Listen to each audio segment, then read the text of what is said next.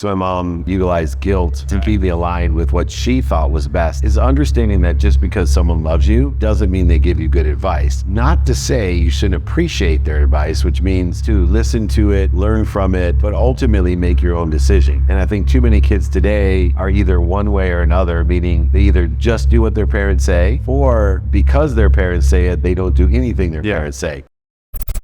Well, Dave, thank you so much for coming on the podcast. Very grateful for your time. Well, thank you for coming here and doing the podcast. It's a lot of fun to have friends visit us here, so thanks for doing it. Yeah, so, James Whitaker introduced me to you. Yeah. He's an awesome guy. So this podcast is all about people in their 20s, kind of navigating their career and whatnot.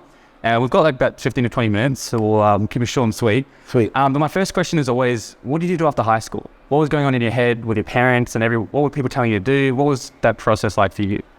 Yeah, for me, I wanted to be rich. So I was looking at what I was taught by my mom, who's an educator. We had 6 kids, single mom, worked 2 jobs. Right. So our way into wealth was going to be through education. So the standard motto when I was in high school was doctor, lawyer, failure. Engineer, yeah. I was more like a doctor or lawyer, but yes, or failure. And so my siblings were very motivated academically. I was motivated in an entrepreneurial manner. With respect to my mom, I made sure that I made a priority to academics. So I always wanted to have many options academically where I could go to college or graduate school. Yeah, absolutely. And this is something I see with so many young people who have that same thing. It's like doctor, lawyer, engineer, and then maybe a few other things. How would you recommend young people navigate that with their parents? Yeah, so I think one of the things I learned, and I didn't really execute on it until after law school, because my mom utilized guilt to keep me aligned with what she thought was best, is understanding that just because someone loves you doesn't mean they give you good advice. Not to say you shouldn't appreciate their advice, which means to listen to it, learn from it, but ultimately make your own decision. And I think too many kids today are either one way or another, meaning they either just do what their parents say, or because their parents say it, they don't do anything their parents say. I'm more a gray area person that says, look, I know you don't know what you don't know, Mom. I know that your advice is based off of fear for me because you love me and are more afraid for me than I love myself or afraid for myself. But I also know that you don't know what you don't know. The world has changed. You have very specific skills, knowledge, and desire. I'm going to align my skills, knowledge, and desire to a trajectory where I think I want to be and find people who sit in a situation I want to be in and ask them for advice, not just my mom or dad. So you're saying don't go to extremes. Try to find a middle point where you can keep them happy, but also pursue what you want to do. Yeah, always when parents give you advice, always appreciate the fact that they love you and they want the best for you and acknowledge that. But treat their advice like a handful of sand. You grab it, say thank you, and then let all the kernels that aren't aligned fall through, all this grains of sand, and then they'll give you a good piece of advice. Hold on to that one. Yeah. No, I love that. And it's just something I see so much because I wanted to kind of steer this into like a careers conversation for young people specifically. Yep. Especially in Australia, when you're 18, you can drink, right? And so you turn 18, it's your last year of high school, you're drinking, you're going out, you've got all your exams, everything hits you at once. So everyone's telling you what to do with your life. What is your thoughts on current careers for young people? Like with AI has just come out and it's kind of taken the world by storm. How do you think the current landscape looks like for young people? I think, most young people, and this is historically true, they look at outcomes of careers instead of looking at the 3 things that they should be looking at when we're looking at the career that we have. And what we really want to do is encourage young people to look at the skills that they have, want or need, the knowledge of who and what, not one or the other, right? The 2 schools of it's not what you know, it's who you know, or you need to know that. No, it's both, what and who. And then also look at their desires, right? Because we're going to perform more with what we're passionate about than not. So when we get kids to look at, okay, here's the skills I have, want or need, here's the knowledge of what and who, and here's my desires, now we can align it with the jobs, careers, and industries that are doing well today, jobs, careers, and industries that are stable today, and maybe jobs, careers, and industries that we think will be doing well in the future, Web3, AI, esports, whatever it may be. I'm 55 years old, and only in the last 20 years have I given myself the same advice and because of that, I've been able to stay ahead of the curve and align my skills, knowledge, and desire with the industry's careers and jobs that are doing well, are stable, and I thought would be doing well today. Yeah, absolutely. And when we're looking at skill sets like that, as you said, Web3, AI and stuff, the tagline of my podcast was originally practical life skills we didn't learn in school. So what are some of the skills, there's always common ones like taxes and financial literacy, but like if you were kind of creating an education system for like your kids or for anyone who's, younger, what are the skills you would want to include so that they could prosper in a career? Yeah, well, first of all, I'd want somebody to create a course about, number one, happiness. So a curriculum about how and what we define as happiness for ourselves, the ability to enjoy a consistent, persistent pursuit of our own potential. I think we don't do enough inner work or self-development work in schools. As far as the technical side of it, I think, we can get that from online training. So I like that component. I also would have a social construct that is a lot like college today in America, where we have an emotional intelligence that's suited for fraternity life, organizations, living on a campus.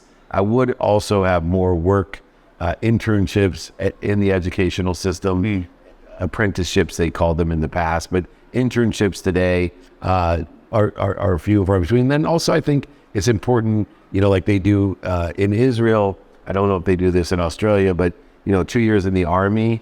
I agree, to be honest. I think, and I don't necessarily think it has to be the army, but I think it has to be 2 years in government give back. So you want to work at the DMV, or you want to work at a homeless shelter, or in the army. I think we should give back 2 years and then give free education for everyone else. Right. So you think you give 2 years and in return you get the free education? Yeah. Yeah, I think it's a much better solution. And like my dad did 2 years in the army, and he always references like a discipline he learned just by attending that.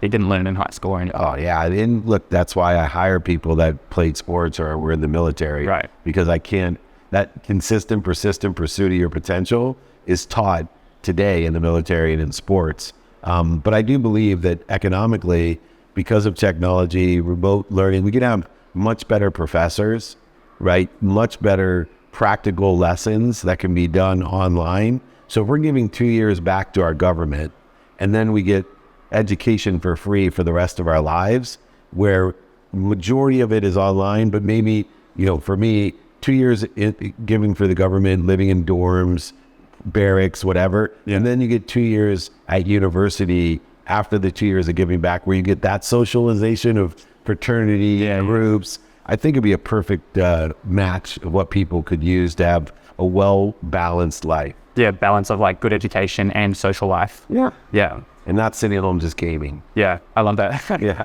You mentioned, there's something that you mentioned, the persistent pursuit of your potential and happiness. I know one of your taglines is you wanted to help 1 billion people with happiness. Over 1 billion people. Yeah, over 1 billion people with happiness. Yeah. Talk to me about like what is happiness? Like how do you measure that? How do you approach that? Well, I approach it with my skills, knowledge, and desire, which is 3 areas that I can help people with. And the way that I'm going to get to over 1 billion people is find 1,000 people like you that I can empower to empower 1,000 people through your podcast and other things to empower 1,000 times.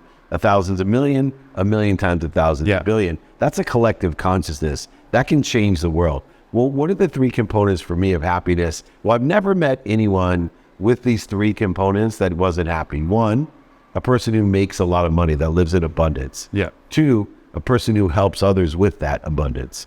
3, a person that is a positive, grateful person that has fun or learns to love everything you do. You see, if you can teach people to learn to love what they do will tell you all its secrets. And when they learn those secrets, it's the subtlety of success. It's the subtlety of happiness. And so I try to teach people how to make a lot of money, live in abundance, help a lot of people, to give back, but also to have a lot of fun, to understand our ignorant arrogance and our ignorant humility that leads to more abundance, more money, and more help. Love that.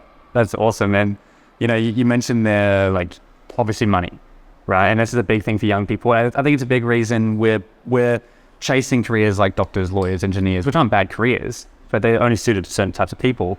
And I think it's a big thing around status for young people. And you mentioned there that it's not just money. Like obviously money plays a role, but there's a lot more to it. Do you know people in your life with lots of money and aren't happy?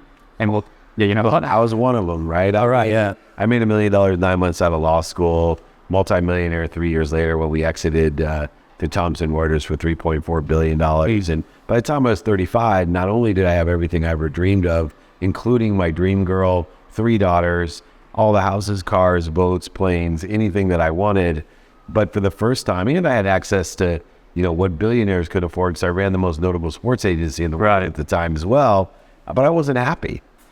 So I also had surrounded myself with a bunch of miserable people that made a lot of money, but they weren't helping a lot of people and they weren't having fun. They were living shallow existences. A lot of them still appreciated what they had. A lot of them even acknowledged what they had. And in order to acknowledge what you have to acquire the knowledge by not having it anymore. But where they really fell down is they didn't live in a value-add world. They lived in a zero-sum game. Yeah. So there was never enough. No matter if you had 1 million, 100 million like me, or even 1 billion, there was never enough. Therefore, when you live in a world of not enough, when you're buying things you don't need and more things you don't need to impress people you don't like, you're not going to find happiness there. And so I spend a lot of time helping people understand that money does not buy love or happiness, but it allows you to shop. So what I do is teach people to make a lot of money and then teach them to shop for the right things for the right reasons. And if you make a lot of money and you shop for the right things for the right reasons, I promise you'll be happy. And I think it's so, because you hear this a lot when you're younger, like money doesn't make you happy. But I remember when I was like 15, I was like, but all I want is that PlayStation. I want that thing. But then I hear people like you say it, and I've heard so many people say that. It's like, okay, yes, money's important, but there's more to it, right? I think sounds like for you, one of the biggest sins is contribution. Yeah, or just like let's take a Ferrari, for example, because I coach a young entrepreneur and I helped him make his first million. And when he had the first million, he bought a Lamborghini. Yeah. And I was disappointed in him. Yeah. I was like, dude, you're not learning from me. He's like, what are you talking about? You taught me to make a lot of money and to buy something for the right reasons. I'm like, well, why are you buying what you don't need? He's all, well, I bought it for the right reason, Mr. Meltzer. I said, well, why would you buy a Lamborghini? He said, well, because where I'm from, nobody has a Lamborghini. And where I'm from, when I drive my Lamborghini in the neighborhood, people ask me, how'd you get that Lamborghini? Do you sell drugs? Are you a musician? Are you an entertainer? Are you an athlete? And I said, no, I read books and I teach people. That's the best investment I can make. And humbly, I apologize and say, hey, forgive me, man. You learned deeper lessons than I was teaching. Yeah. Because, money, but without money, you would have never had the opportunity to do that. Look, if you want to own a Ferrari, then own it for the right reasons and learn from it and do good with it. It doesn't mean you can't have a Ferrari. So I don't put my own judgments or conditions saying, or anymore, because I did, hey, you shouldn't buy that watch or those shoes. It's ask yourself, right? What are the reasons I'm buying this watch? Right? It may just because it makes you feel good. Yeah. Right? And if it makes you feel good, yeah, that's great. Now, I personally say if a watch is going to make me feel good, how much, what's the cheapest watch I can buy that's going to make me feel good? That's just me, because I'd rather give the other money for something else. Even when Mother Teresa, most people don't know this, won the Nobel Peace Prize, that's an ego-based award. Of course. She accepted the award, but wouldn't let them have the ceremony. She said, take all the money that you're going to utilize for the event and give it to charity. So there's a lot of different ways to see or give meaning to different things in your life, including what you buy. I think a lot of it is like the status thing. Why do people buy the watches? Because all their friends have the watches. Yeah. And it's like, do you want to watch or do you want to fit in with your friends? And then you kind of ask the bigger questions when it comes to kind of that sort of thing for young people. I think that's okay. Right? Life's about lessons, and I want to encourage young people to experience things, but look for the light, the love, and the lessons in them so that you can move past them faster than I move past them. Yeah, love it. How are we for time? 2 minutes? I got 2 final things. Can you talk very, very quickly about failure for young people? This is something that I think we need to embrace a lot more. I know you've had some failures in the past. So can you talk quickly about what our relationship with failure should be like as we're navigating our 20s? Yeah, so look, there's 2 fears in life, fear of the past and fear of the future. And both incorporate fear of failure. fear of what people are going to think of me because I failed in the past. I went bankrupt, lost over $100 million. Pretty big financial failure. And then fear of what may happen in the future because of the meaning that I gave losing over $100 million. And what I want to tell people is that failure, setbacks, mistakes, they're the things that protect and promote us if we find the light, the love, and the lessons in it. So I tell people, give meaning to your failures aligned with the trajectory of where you want to be. Don't give meaning of punishment to it. Don't give meaning of setback for your life to limit you. Give it the protection, promotion, propulsion that it deserves. For me, failure, setbacks, and mistakes are the catalyst to indicate my future. And I make sure that my failures and the meaning I give my failures are aligned with the trajectory of where I want to be, not where I don't want to be. See, too many people, especially your age, mine too, but especially your age, they're so worried about what other people think, what other people want, what's missing, what they don't have, and failures that they have or haven't had in their own lives, that they end up with what other people want, what's missing, what they don't have, what mistakes they made in the past again and again and again, or what failures. Instead, give meaning to the failures and a trajectory to where you want to be, and I promise you'll get there or better a lot faster. And, you know, the fact that your response doesn't surprise me, because anyone who's achieved any level of success like you has failed so many Never met one successful person that wasn't an aggregate of failures. Yeah, I like that. Well, listen, we've got one more question before we wrap up, and I ask every guest this question, and it's very simple. What advice would you give to an 18-year-old today? Or what recommendations, what would you say to an 18-year-old today? 3 words. Ask for help. The three words that I didn't do when I lost everything.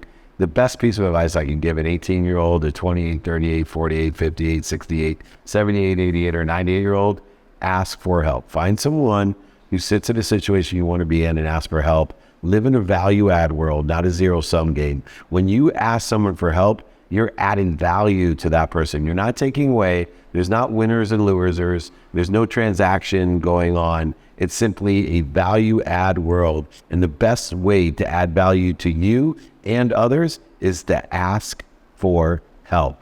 I love it. David, thank you so much for coming on the podcast. If people want to get in touch with you, where's the best place to go? Is it the podcasts? You got books and all that sort of stuff? I got everything. So the best thing to do, and I'll offer this for your whole audience, is email me directly. Email me directly. I'd love to send everyone my book, sign it, send it to you, pay for shipping. If you're abroad, I'll give you ebook, audiobook. Just email me, david@dmeltzer.com, david@dmeltzer.com. If you forget the email, Google me, David Meltzer, and you can find me. I'll put all that below. But David, thank you for coming to the show. Thank you for being here, and welcome to the greatest stadium ever built. Thank you. All right.